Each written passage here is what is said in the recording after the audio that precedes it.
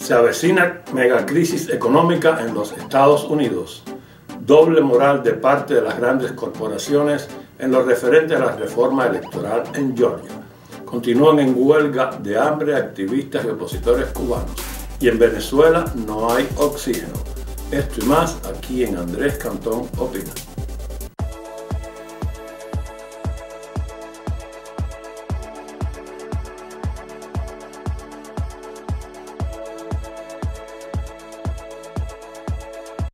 Hola mis amigos, es Andrés García una vez más y estoy aquí con ustedes en Andrés Cantón Opina.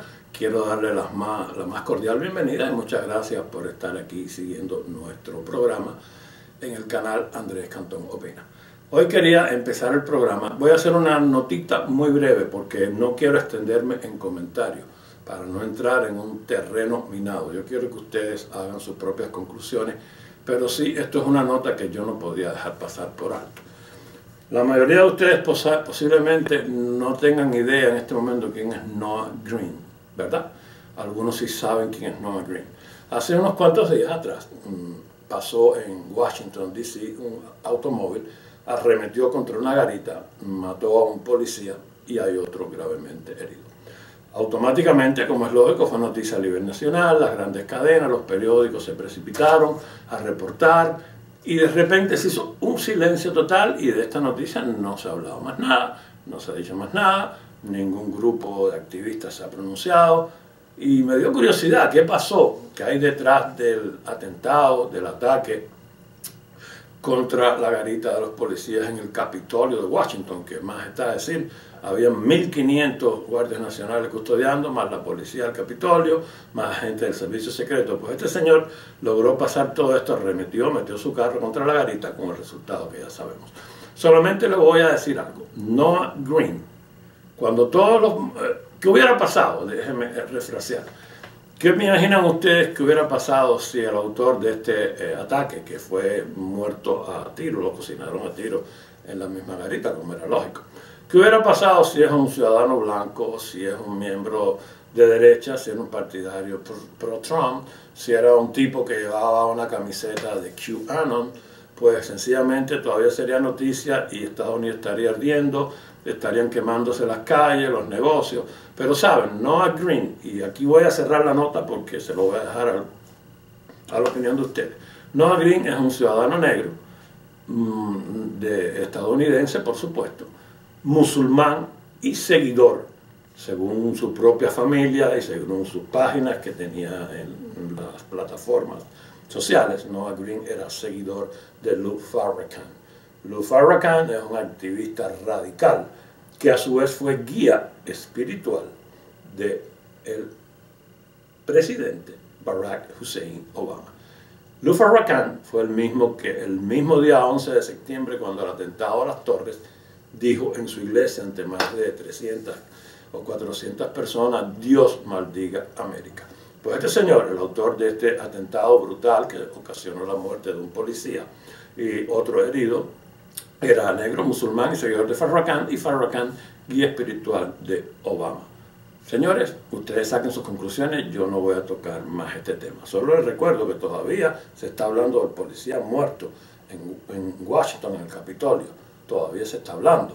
Y no se saben las causas, ya vinieron los resultados de la autopsia. No fue ni herida de arma blanca, ni fue por disparo. No se sabe qué ocasionó la muerte de este policía. Y esto todavía está atrayendo atención de los medios. Sin embargo, este caso del señor Noah Green, silencio total. Saquen ustedes sus conclusiones. Pasando a la otra noticia que fue el titular de nuestro programa, se avecina una tremenda crisis económica en este país. Señores, no hay que ser economista, no hay que ser muy inteligente, no hay que ser superdotado. Sencillamente es una cuestión que es elemental, la más pura lógica. ¿Por qué el gobierno del ocupante está haciendo esto? Yo no lo sé. Se van a aumentar, y el lunes lo prometió el ocupante de la Casa Blanca, Biden, van a aumentar los impuestos, y lo dijo: voy a presionar tan fuerte como pueda para pasar este aumento. Este aumento es brutal. Van a subir del 21 al 29 a las corporaciones. Y aquí, ojo, no importa, a las corporaciones, cuando son corporaciones, da lo mismo que sean chiquitas que grandes. Lo mismo paga la Coca-Cola que paga el dueño del restaurante que tenga un INC. Aquí cuidado, ojo, se van a aumentar los impuestos a todas las corporaciones. Se van a aumentar los impuestos a las personas que ganan $400,000 o más y se van a aumentar a los que ganan $1 millón o más. Los aumentos van a ir del 21 al 29 y del 21 al 28%. ¿Qué pasa? Elemental. Piensen ustedes. Cuando al dueño de un negocio le aumentan sus impuestos, él no va a cargar la carga de ese aumento de impuestos. ¿Dónde se va a traducir? En un aumento a los productos. Yo soy dueño de una fábrica de salchichas, me subiste los impuestos, yo vendía la salchicha a peso, ahora la vendo a 1.19. Yo tengo una lechería, me subiste los impuestos, el litro de leche de 3.79 va a costar 4.50. ¿Y quién va a pagar eso? El pueblo americano. Amén de que no solo va a ser la inflación y el aumento en precios. Cuando un señor que gana muchísimo dinero, que promueve la economía de este país dando empleo, pagando salarios, pagando overtime, pagándole seguro a sus empleados, lo agobien con esta caterva de impuestos que le van a imponer, la reacción es muy lógica y ya pasó cuando el gobierno del manicero Carter, tal vez los más jóvenes no se acuerden, Carter tuvo una política muy parecida y acabó con la industria estadounidense. ¿Por qué? Porque si usted es dueño de una empresa, usted tiene 4 o 5 compañías y usted se vuelve loco, se levanta a las 4 de la mañana, tiene que atender contabilidad, tiene que reunirse con los ejecutivos, tiene que estar pendiente de los problemas de su empresa, el abastecimiento, tiene que estar pendiente de un millón de cosas, le quita tiempo a su familia, usted está trabajando porque está ganando dinero, que es la ambición de todos los seres humanos. Pero cuando a usted le digan que el dinero que usted gana le tiene que dar una grandísima parte a un gobierno inoperante que va a devorar todo este dinero en unos fantasiosos y absurdos sistemas de asistencia social y que de infraestructura, ahora se les ocurrió un puente que está desbaratado no sé dónde, al costo no sé cuántos billones, estas estrafalarias medidas. Cuando un señor que tiene unas 4 o 5 compañías y le dedica 16 horas al día a sus negocios, le pongan estos impuestos, muy sencillo. Si tengo 5 negocios, mira papá, me quedo con uno. No voy a seguir rompiéndome el lomo, no voy a seguir perdiendo el tiempo de estar con mis hijos, con mi esposa. Total, si el dinero se lo va a llevar el gobierno. Cuando de 5 compañías cierre 4, se van a quedar un montón de gente sin empleo. Esto es lo que va a traer la política de impuestos, la brutal subida de impuestos del gobierno del ocupante. Y oigan lo que dicen cuando le preguntan si él está seguro del resultado. Esto se lo preguntaron a los reporteros y salió en muchas cadenas de noticias y agencias de prensa. Biden dijo a los reporteros en la rueda de prensa: estamos hablando de compañías que pertenecen a la lista de los 500 Fortune Companies. Estas son compañías que están listadas por ser compañías millonarias. En realidad son más de 500, pero bueno, existe esa frase, las 500 compañías de fortuna. Y se dice el señor Biden que esta gente no paga impuestos hace 3 años. Es cierto, en el 2017 Trump paró los impuestos. ¿Por qué ustedes creen? Porque es un hecho que hasta los enemigos de Trump, hasta los enemigos más acérrimos, hasta Alejandro Ocasio-Cortez, la bruja Pelosi, tienen que reconocer que la economía, y lo reconocieron públicamente, y están las estadísticas, y están los resultados de Wall Street, la economía en este país se fue por el techo. Los mayores índices de bienestar económico fueron con el gobierno de Trump. ¿Por qué? Esta reducción de impuestos, eliminación de impuestos, la reforma tributaria. Ojo, ¿ustedes saben cuánto bajó los impuestos Donald Trump? El 35% los bajó. Ahora Biden los va a subir. Cuando Trump bajó los impuestos, este país tuvo su mejor época en lo que a economía se refiere. El desempleo era casi cero, la bolsa de valores estaba altísima y, aunque les cueste, los propios enemigos de Trump lo tuvieron que reconocer. ¿Por qué? Cuando a usted, el que produce dinero, el que hace producir, el que paga salario, el que paga seguros médicos, el que paga overtime, que cuando usted trabaja los domingos le pagan triple, ese señor pues produce más porque está incentivado, porque quiere ganar dinero. Cuando quiten esos incentivos, se fue todo al carrizo. Y esto es propio de las economías socialistas. Tratar de pretender de que el dinero no incentiva al ser humano. Señores, esto no va a cambiar nunca. Esta política de subida de impuestos del ocupante va a traer una crisis. Primero, inflación. Segundo, una subida de precios que nos va a tocar a nosotros, los contribuyentes, pagarla. Y el salario se nos va a evaporar. Los que tienen pensiones, los que viven del Social Security, van a tener que hacer maromas y buscarse un empleo, 2, 3 trabajos para poder sobrevivir si es que lo encuentran, porque ahí viene la otra parte, que es el desempleo, que va a traer esta irresponsable política en el alza de impuestos del ocupante Biden. Esto va a ser un desastre y está a la vuelta de la esquina. Ahora, la pregunta mía, yo no sé por qué, porque si esto es tan elemental que cualquier persona lo entiende. Cuando Reagan llegó al poder, que heredó un país destruido por Carter, por este tipo de política, Reagan hizo lo mismo, muy parecido a lo que hizo Trump. Yo me acuerdo, cuando yo llegué a este país, Reagan era presidente y las compañías, yo me acuerdo cuando llegué a este país empecé a trabajar en una factoría. Y me acuerdo que aquella era una compañía chirriquitica, estaba en Lodi, un pueblito de New Jersey. Tenía apenas 40 empleados. Cuando vino la eliminación y reducción de impuestos a las corporaciones, aquella compañía, señores, en 1 año y medio, 2 años, creció hasta tener 5 compañías. El mejor seguro médico que yo he tenido lo tuve con esa compañía. Se pagaban buenos salarios, se pagaban buenos beneficios. ¿Por qué? Porque ese señor dueño de esa compañía estaba incentivado a producir. Cuando vienen y te quitan tu dinero, se acabaron tus ganas de producir y de trabajar. Y eso es lo que va a pasar. No solo tenemos al ocupante haciendo daño con esta política de aumentos tributarios. A todo este desastre se suma Nueva York. Saben que Nueva York, a partir del mes de mayo, se va a convertir en el estado de la Unión Americana con más altos impuestos combinados, tanto estatales como federales. A este otro loco socialista, porque es declaradamente socialista, Cuomo, presentó un presupuesto, señores, de 7.000 millones, 7 billones de dólares en aumentos de impuestos. ¿Y para quién es? Para la gente que gana igual, que hace su mentor en Washington, pero lo está haciendo aquí, pero con mucho más malsanidad, porque aparte de los federales que va a aumentar Washington, lo va a hacer en la ciudad de Nueva York.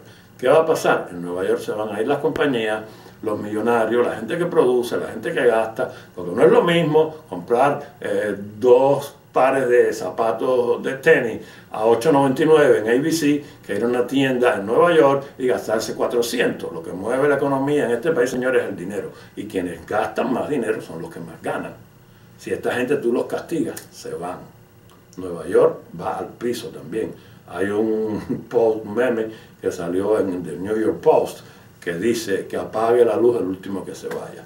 Nueva York, entre la eliminación de la policía, la eliminación de la escuadra anticrímenes, el defunding de police y ahora esta brutal alza de impuestos, Nueva York va a ser peor que California. Yo no sé, van a competir los dos por el estado de desastre en la Unión Americana. Esto es algo inconcebible, pero yo vuelvo a lo mismo. Votaron por él y todavía tenemos algo más significativo. Cuomo en este momento está atravesando una tremenda crisis.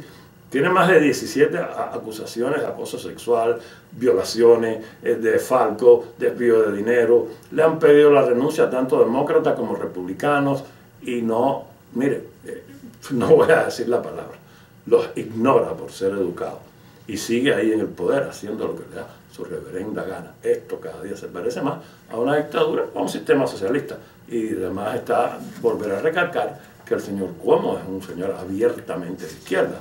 Su hija y su sobrina tienen fotos del Che Guevara en sus cuartos. Ahí se ha salido, están en los medios, ustedes los pueden buscar. Si alguien de mi familia admira al Che Guevara, primero deja de ser mi familia y segundo deja mucho que decir de la educación. ¿Qué le dice un hijo, un sobrino mío? Mete una foto del Che en su cuarto. Esa es la familia de Cuomo. Aparte que toda su política y todas sus campañas y su esposa, que antes de ser su esposa tenía esposa, porque la señora era nada que ver contra la comunidad gay, pero la esposa del señor Cuomo era lesbiana, y cuando conoció a Cuomo se enamoró perdidamente de él y se quitó de ser lesbiana y se convirtió en mujer. Pues esta es la familia de Nueva York que rige los destinos de los neoyorquinos. Señores, La doble moral de las grandes corporaciones en Georgia. Georgia acaba de dictar una reforma en la ley de elecciones. Esta incluye diferentes capítulos, entre ellos está poner un tope para la entrada de boletas, está la identificación de votantes, está el controlar el llamado voto por correo, que sea solamente en circunstancias necesarias, que no se abuse el voto por correo como se hizo ahora con la supuesta excusa del COVID. En fin, es un paquete de medidas que se consideran muy beneficiosas. Todos los que han visto esta reforma electoral de Georgia han estado de acuerdo, todos los que están en su sano juicio, menos los demócratas y los liberales socialistas. ¿Por qué? Porque estos señores están atrás de conseguir los escaños que vienen a elecciones en Georgia para tener un estado más. Georgia hasta ahora es un estado republicano y se ha mantenido fiel al partido y a las políticas conservadoras. Pues bien, compañías como Coca-Cola, Delta, Home Depot han amenazado, se han ido, han retirado sus negocios de Georgia, han chantajeado al gobierno de Georgia por esta reforma tributaria. Aquí hay algo muy curioso, señores. Esta reforma tributaria de Georgia está acaparando día por día los titulares de los periódicos. Toda esta gente se han dado por ofendidos. Y voy a dejar la NBL, Major Baseball League, para lo último. Pues estas compañías, Delta, ya les dije, están tratando de amenazar, chantajear y presionar al estado de Georgia. Pero ¿qué pasa? Ustedes han oído hablar del Bill HR1. HR1 porque fue el primero que presentó al Congreso. Lo introdujo, ¿saben quién? Nancy Pelosi. El HR1 sencillamente promueve una reforma electoral, pero a nivel federal. Si esta reforma electoral pasa y se convierte en ley, esta reforma electoral va a perpetuar a los demócratas en el poder. ¿Quién está hablando de esta reforma? Nadie. Ustedes han oído alguna algarabía, han oído, oh, wow, la reforma electoral que están introduciendo los demócratas. No, señores. ¿Por qué? Porque no les conviene. Señores, la prensa en este país, los medios, las grandes corporaciones, unos lo hacen porque quieren y otros lo hacen porque son víctimas de chantaje. El líder de la minoría en el Senado, el señor Mitch McConnell, que es republicano, él dijo bien claro: las grandes corporaciones se están estableciendo como un gobierno paralelo en este país. ¿Por qué? Porque cuando suceden hechos sociales, tanto la izquierda radical como grupos ambientalistas, como grupos radicales que no son de izquierda, pero voy a saber de qué ideología son, grupos Iker como Black Lives Matter, pues chantajean, presionan a estas compañías y tienen que ceder si no saben el precio que van a tener que pagar. Esto es un peligro, esto es una amenaza total, porque están jugando sucio, están usando la economía y las compañías americanas para desarrollar una agenda. Para nadie es secreto la cantidad de millones de dólares que le dieron casi todas las grandes corporaciones a Black Lives Matter. Y el dinero de Black Lives Matter en estos momentos tienen una investigación porque no se sabe muchísimos de estos millones dónde fueron a parar. Resultado: todas estas compañías están o por voluntad propia o por presiones pues cediendo y están atacando la economía, el bienestar y la estabilidad de Georgia. Y el colmo fue que la propia asamblea demócrata, los asambleístas demócratas en Georgia, le mandaron cartas a las compañías, sobre todo a las compañías que funcionan con bebidas, refrescos, alcohol, que si no seguían las pólizas y tenían en sus vidrieras productos de compañía que no estuvieran boicoteando a Georgia, al gobernador y a la resolución de la reforma electoral, los iban a atacar donde les dolía, iban a promover boicot contra ellos. Esto es una amenaza abierta y lo hizo la asamblea en el estado de Georgia. Dejé las Major League para último, porque las grandes ligas tenían programado el juego de estrellas en Georgia.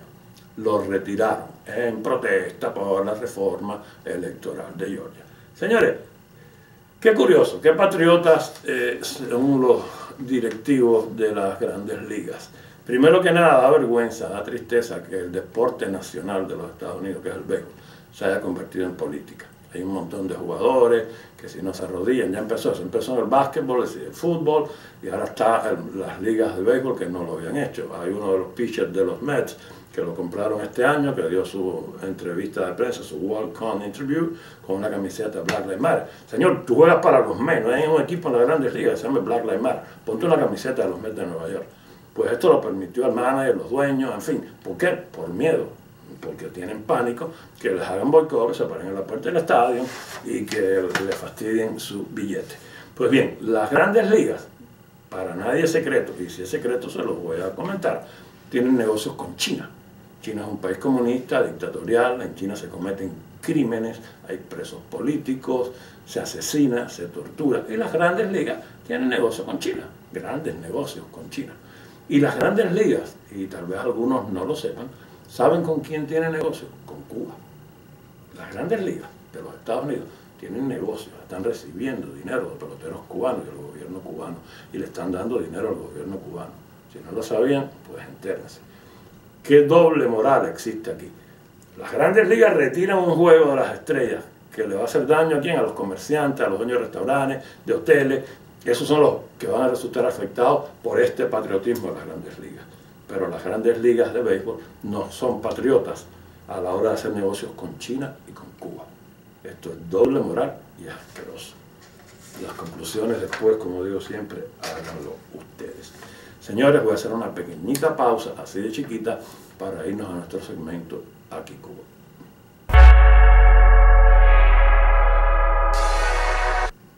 Bien, aquí sigo, Andrés García, en Andrés Cantón Opina, y estamos en el segmento Aquí Cuba, que como ya saben, no solo recoge noticias de Cuba, sino también de Venezuela, Nicaragua, de América Latina, donde quiera que haya dictaduras, donde quiera que la izquierda esté sacando las garras.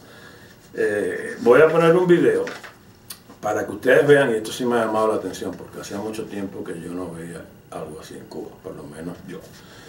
La seguridad del Estado fueron a arrestar al rapero contestatario Michael Osorno.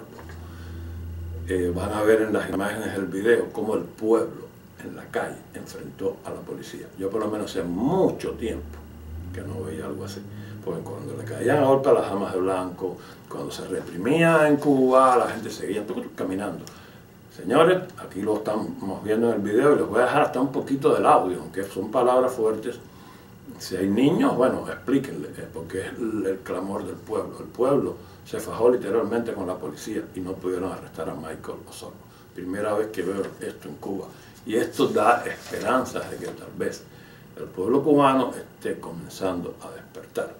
Las grandes dictaduras, como dije en el programa anterior, se han caído por un chispazo. No por tiros, no por guerras, no por invasiones, y puede que el chispazo en Cuba esté muy cerca al intento de arresto de Osorno, que fue evitado por el pueblo. Tenemos también que en este momento en Cuba hay muchísimos activistas cubanos. La última cifra que tuve eran 72, creo que se han sumado más, sobre todo en la ciudad de Santiago de Cuba, en huelga de hambre. Ya a la fecha de este programa han pasado 18 días. Esta huelga de hambre, la mayor parte de los que están en huelga son activistas de UNPACU, cuyo líder es el señor Ferrer. Les voy a advertir y les voy a decir algo que creo que ya lo dije una vez en el programa. La oposición cubana, históricamente, yo no voy a decir que ha estado dividida. La oposición cubana ha tenido un gran defecto en el exterior sobre todo, y en el interior de Cuba también lo vemos, y es el afán de protagonismo. Aquí yo recuerdo una vez que vino el rey de España a entrevistarse con los opositores cubanos y pidió en la Florida al gobernador de la Florida, esto fue hace años, que le llevara 3 o 4 de los principales grupos que estaban opuestos a la dictadura castrista, cuando aquello estaba todavía la llena en el poder. Y esto se lo traigo como una anécdota. La lista que le presentaron fue de más de 100 y tantos grupos, y él dijo, no me puedo reunir con 100 y tantos grupos, y no se reunió con nadie. Yo no quiero una unidad monolítica, pero lo que sí hice esta salvedad, porque nunca voy a criticar a un opositor, no voy a ser opositor de la oposición. Por las redes hay versiones y hay opiniones encontradas, muchas apoyo, otras en contra. Yo respeto a cualquiera que haga cualquier cosa en contra de la dictadura. No me importa cómo se llame su grupo, cómo se llame su organización, jamás lo voy a desprestigiar. Si sé algo, me lo callo, porque cualquier cosa que sea contra el régimen, por mí va a ser bienvenida. Dije una vez que todos debíamos ser como montados en un tren, compañeros de viaje en la lucha contra la dictadura. Al final de la estación, cuando se derroque y nos bajemos del tren, cada quien va a coger su camino y ahí empezarán los partidos, empezarán las oposiciones, pero en este momento debíamos unirnos y ser más coherentes en vez de criticar, apoyar. Yo en este momento me hago solidario de esta huelga de hambre y yo me imagino qué pasaría si el pueblo cubano, en vez de 72, 60, 100.000 cubanos dicen, vamos a declararnos en huelga de hambre, no voy a trabajar. Señores, cuando esto sucediera, inmediatamente las Naciones Unidas, todos los gobiernos del mundo van a poner los ojos sobre Cuba. Sería un pueblo en huelga de hambre. Esto se me ocurrió y no dejaría de ser curioso, es una idea. Pero ¿qué pasa si en Cuba, en vez de 72, son 100.000 cubanos? 200.000 cubanos que se suman a esta huelga de hambre pidiendo el fin de la dictadura. Yo creo que se cae sola. En este momento Cuba no tiene liderazgo, el retiro de la segunda llena, bueno, la gata, porque esta no es llena, es Raúl Castro, ella es eminente, ella lo anunció. En Cuba no hay liderazgo, cucharita, porque ni pincha ni corta, eso es un desastre. Hay lucha de poder entre el Ministerio del Interior y la FARC, esto no es secreto, siempre ha existido. Están los clanes de ambos lados, los descendientes de Raúl, los descendientes de Fidel, más los propios generales. En Cuba hay una choricera, por hablar en plata, armada tremenda. Y es un momento que puede suceder algo. Si el pueblo cubano, los de adentro, saben explotar y usar esta situación, pero también los aquí podemos ayudar un poquito a hacernos solidarios y no estar criticando, señores. No vamos a criticarnos que si fulano dijo, que si una vez, que si hizo todo lo que sea contra la dictadura. Vamos a darle la bienvenida y si no estamos de acuerdo, calladito nos vemos más bonitos. Señores, Venezuela, para terminar el programa, Venezuela no tiene oxígeno. Esto evidencia la burla, la falsa del famoso bienestar, los beneficios de un sistema médico en los países comunistas, en los países con dictadura. Venezuela, al igual que Cuba, se van a la gloria de que tienen un sistema de salud fantástico. En Venezuela no hay oxígeno. Esta nota fue de Frank Resch y también la divulgó AFP, Reuters, la BBC de Londres, hasta la propia CNN publicó una nota. En Venezuela no hay oxígeno. Aparte de que no hay oxígeno, los casos del COVID están por el techo. Se han reportado, señores, oíganlo bien, estamos en abril, de enero a abril, 167.548 casos de COVID-19 en Venezuela. Y lo están negando. Hay una cifra de enero a abril de 1.678 fallecidos. Ustedes saben, no hay hospitales. Las personas con COVID, no importa cuál sea su condición, se tienen que quedar en la casa y lo tienen que cuidar la familia. Si usted no puede respirar, no lo pueden entubar, porque ¿quién lo va a entubar? El vecino, obvio. La única solución es ponerle oxígeno. Ustedes saben cuánto cuesta una bombona. Bombona le dicen en Venezuela, le digo porque yo vivía allá, uno de esos tanquecitos como los que se usan aquí en los barbecues.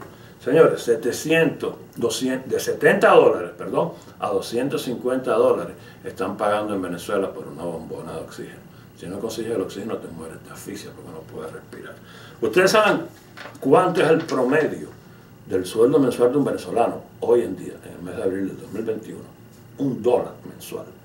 Cuando lleven todo ese dinero y los nuevos billetes que lanzó Maduro al mercado, equivalen a $1 mensual el sueldo de un venezolano. ¿Cómo usted paga ganando $1 al mes? De 70 a 250 dólares por una bombona de oxígeno. Señores, esto es increíble. Aquí no se salva nadie. En Venezuela hay una mega figura, David Capella, que inició una campaña por los medios sociales a través de la red un GoFundMe pidiendo dinero para poderse atender él y su papá. Lamentablemente David Capella y su papá fallecieron de COVID por no tener atención médica, no por el COVID. El COVID es una enfermedad que con tratamiento se ha probado que es como un flu, pero un poco más malo. Este señor Capella y su papá murieron. En los GoFundMe que se han abierto son increíbles. Hay organizaciones no gubernamentales que están lanzando campañas para recaudar dinero para ayudar a los venezolanos. Los hospitales están colapsados, igualito que en Cuba. No hay oxígeno, ni para el COVID, ni en las cirugías. Venezuela, señores, es un país petrolero. Tiene crisis de gasolina. En este momento hay crisis, se está empezando a racionar la gasolina. No hay partes de repuesto, no hay transporte. Todo está colapsado. Ese es el resultado de copiar el modelo económico. O yo no sé si se lo copiaron o se lo impusieron, pero Venezuela es una segunda Cuba. Es una Cubazuela, como dicen muchos críticos, y con todo el respeto y amor, porque cuando yo salí de Cuba viví en Venezuela y amo a Venezuela. Fue mi segunda patria y allí mi hijo aprendió a hablar, aprendió sus primeras letras. Trabajé en Venezuela y amo a Venezuela y me duele muchísimo lo que está pasando con Venezuela. Este es el resultado de los gobiernos totalitarios y los gobiernos socialistas y dictatoriales. Señores, una vez más, les voy a pedir antes de terminar el programa que compartan. Nunca me voy a cansar de repetírselo porque es un favor que les pido. Cuando ustedes comparten llegamos a más personas. Yo no tengo Facebook, me sacaron, me prohibieron de por vida. Y cuando ustedes comparten, este programa llega a más personas. Yo no tengo intereses financieros, no hay lucro, yo no pido ni acepto contribuciones, ni el canal no está monetizado. También, por favor, les pido likes. Los likes YouTube los toma en cuenta más inclusive que las propias suscripciones y los views. Es por una cuestión de algoritmo y así se posiciona en las carteleras el programa. Les pido una vez más que compartan, se suscriban al canal, porque cuando se suscriban y activen la campanita, al ver un video en el aire, ustedes reciben la notificación y así lo saben. Yo no les puedo avisar como hacía antes por Facebook o por Messenger, porque no tengo Facebook. Lo pueden buscar en Telegram, pero Telegram todavía no tiene ningún tipo de impacto, y muchísimos menos Parler, ni Gap, en fin. Lamentablemente hay que reconocer que Facebook sigue siendo el dueño de los caballitos hasta este momento, así que por favor ayúdenme a compartir. Ojalá y muy pronto Donald Trump lance su red. Aparentemente esto va a ser antes del mes de junio. Cuando esto suceda, pues vamos a podernos encontrar, vamos a poder estar en un lugar donde no hay censura y compartir muchísimo más a gusto. Señores, por el momento esto ha sido todo. Soy Andrés García, aquí en Andrés Cantón Opina. Les envío un abrazo bien grande donde quiera que estén y hasta la próxima.